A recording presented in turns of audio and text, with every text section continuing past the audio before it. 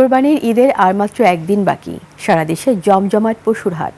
সব হাটে রয়েছে দেশীয় পশু। দাম স্বাভাবিক থাকায় স্বস্তিতে ক্রেতা বিক্রেতারা। তবে বড় গরু চাহিদা কম থাকায় বিপাকে বিক্রেতারা। পশুর হাটের নিরাপত্তা জোরদার করেছে প্রশাসন। প্রতিনিধিদের তথ্য ছবিতে ডেস্ক রিপোর্ট। ওয়ালটন আবারও মিলিয়নিয়ার অফারে ওয়ালটন ফ্রিজ কিনে আপনিও হয়ে যেতে পারেন মিলিয়নিয়ার। চট্টগ্রাম মহানগরীতে সিটি কর্পোরেশনের আওতায় বসেছে ১৩টি পশুর হাট।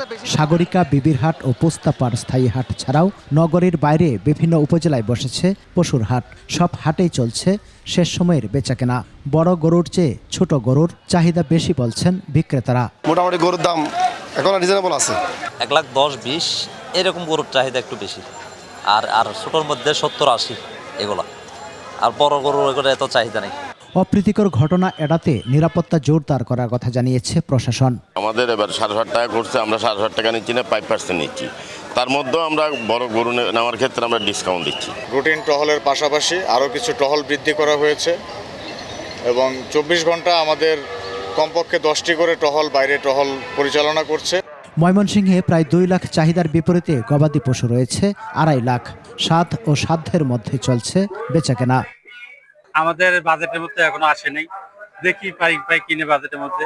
বর্তমানে বাজার আগের বছরের চাইতে কিছু কম। ঢাকার কাছে নরসিংদীর হাটগুলোতে দেশি গরুর সংখ্যা বেশি। এর বাইরে শাহিওয়াল, সিন্ধি ও ফ্রিজিয়ান জাতের গরু রয়েছে। দাম অনেকটা স্বাভাবিক থাকায় তেমন অভিযোগ নেই কারো। মোটামুটি আছে, এই ভালো নেই খারাপ না। গরু অনেক বেশি উঠছে, দাম মোটামুটি বেশি না কম না। কুরবানির জন্য যেটা দাম আর কম, যার যেটা পছন্দ এটাই কুরবানি।